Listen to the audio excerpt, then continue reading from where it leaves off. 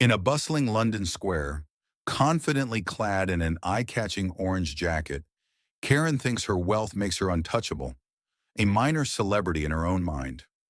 Little does she know, the true star of this spectacle is Samuel, the stoic royal guard, whose unwavering silence begins to speak volumes. As she taunts him for a smile, the crowd teeters between laughter and discomfort until one unexpected moment shatters her confidence. There are lines you cannot cross. The roar of applause that follows reveals the shocking truth. Dignity is not a commodity to be mocked, but a legacy to uphold. Will Karen's bravado survive the weight of integrity? In the heart of London, where cobblestones meet the enduring elegance of history, the morning sun was relentless in its pursuit to illuminate every corner. Outside Buckingham Palace, hundreds of tourists, carrying a blend of excitement, awe, and curiosity, milled about like scattered leaves caught in a gentle breeze. The air was electric, charged with laughter and the soft murmur of conversation, as visitors snapped photos of the iconic facade before them, a timeless witness to royalty. Against this vibrant backdrop, stationed immovably among the crowd was Samuel, a royal guard decked in his crisp red tunic and black bearskin hat. With his chin held high, he was a picture of solemn dignity. To him, each second spent standing at attention was a connection to a history saturated in sacrifice and service.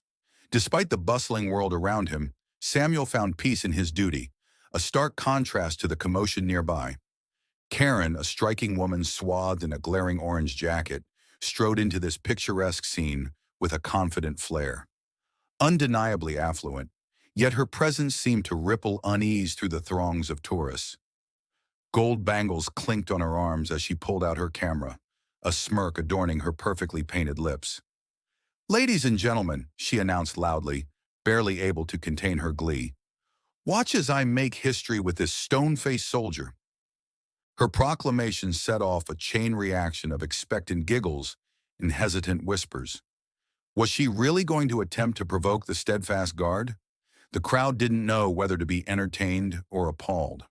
In her quest for the ultimate viral moment, Karen began to inch closer to Samuel, her eyes dancing with mischief, while disapproval lingered in the air like an unwanted fog.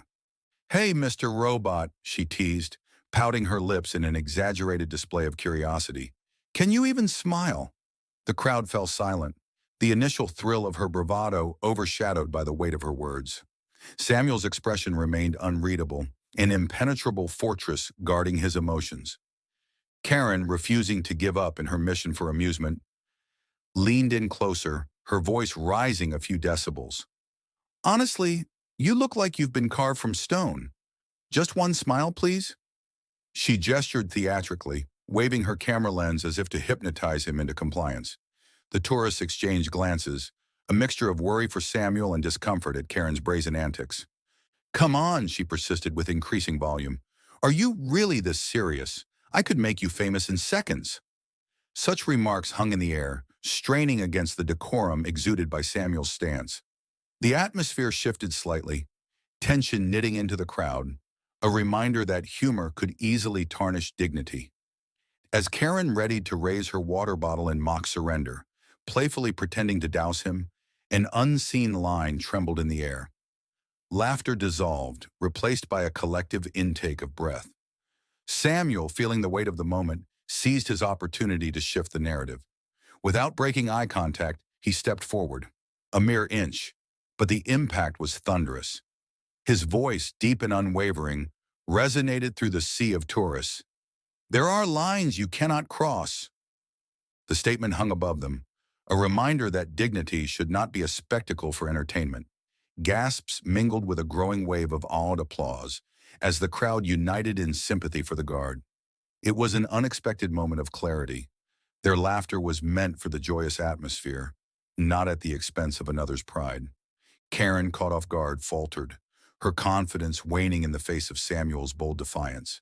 The tide was shifting, and the weight of collective judgment began to settle upon her.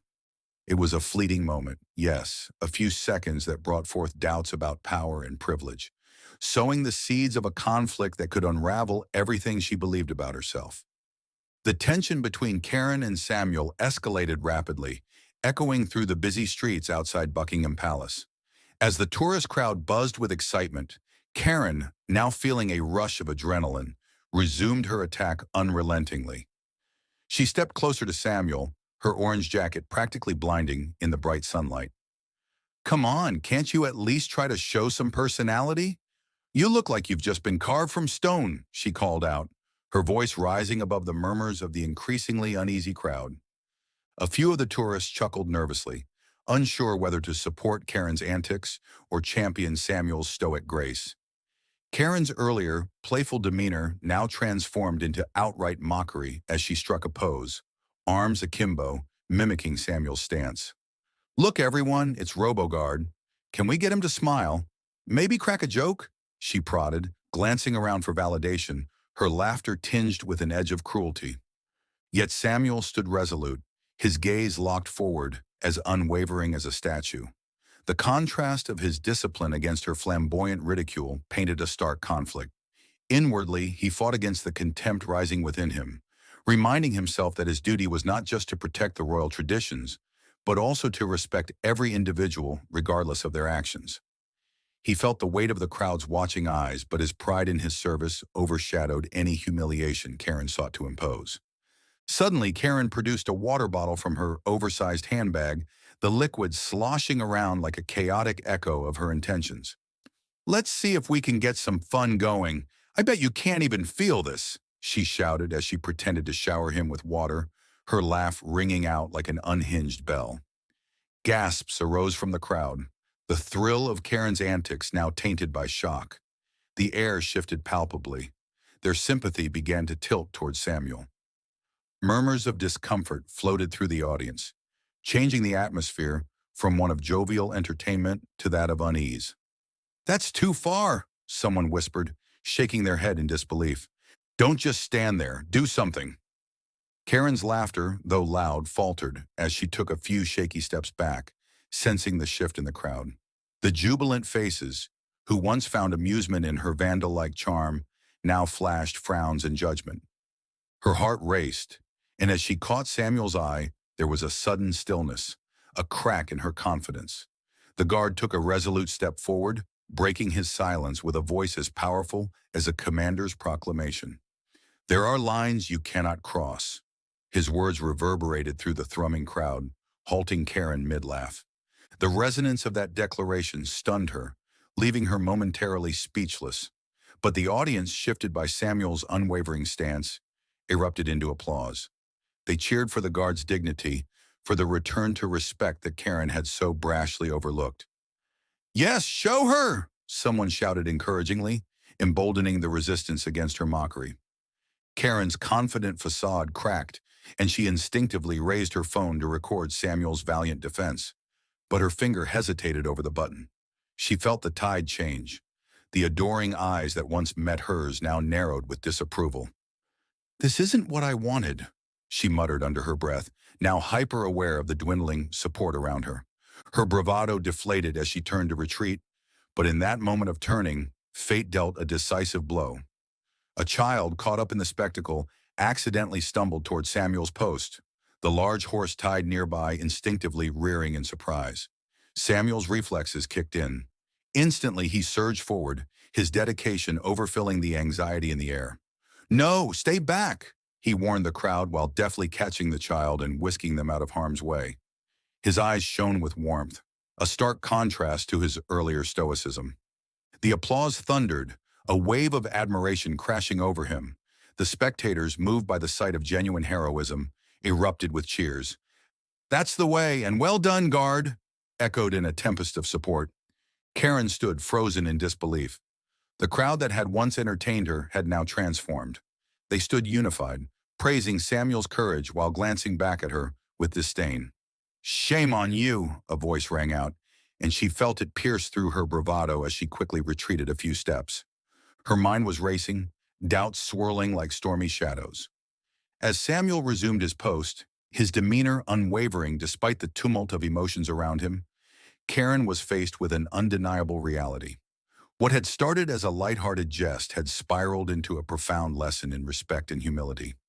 The crowd had chosen their side, and she faced the daunting question of whether she could reclaim her narrative or dwell in the shadows of her ignorance.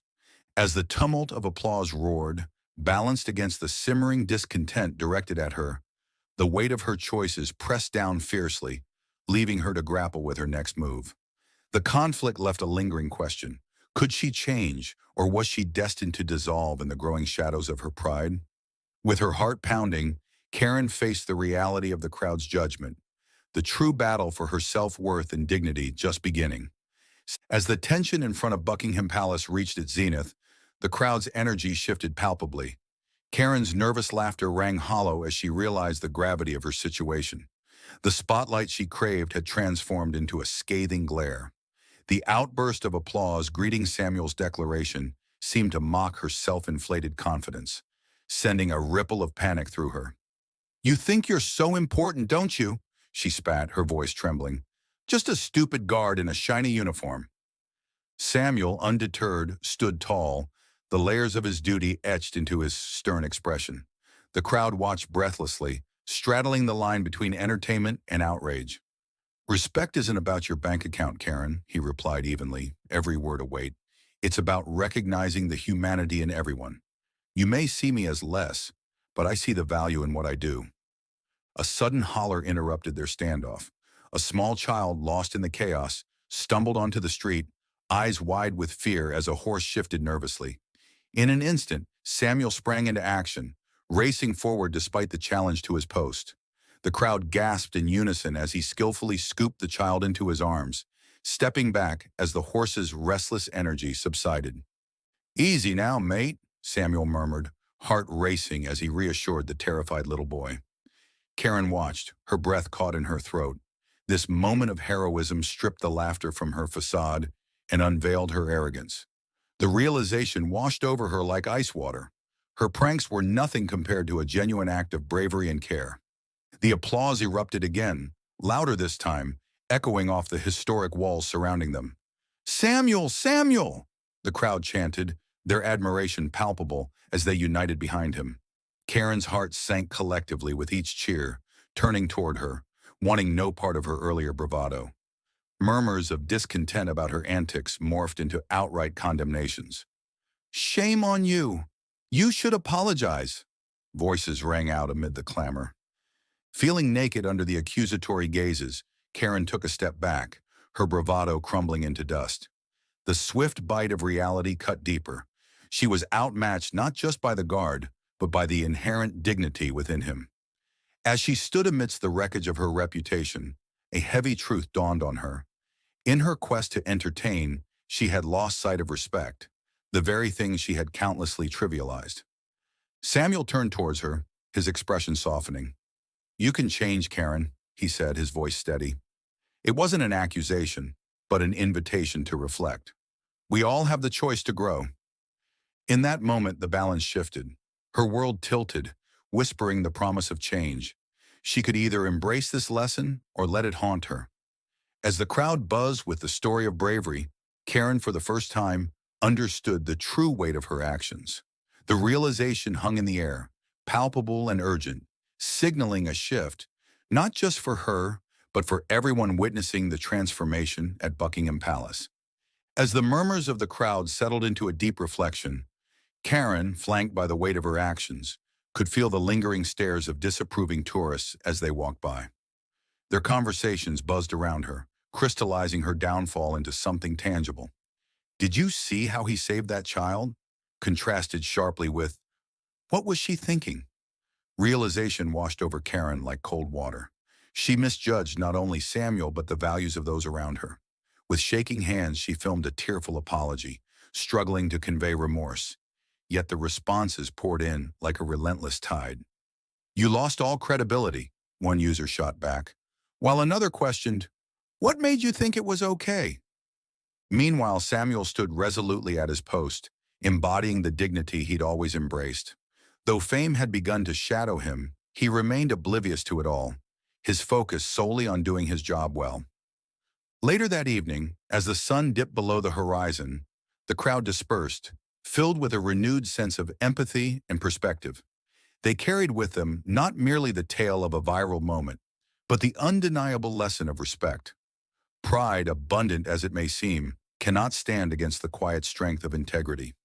Change had taken place, both for Karen and Samuel, revealing that humility is far more potent than arrogance.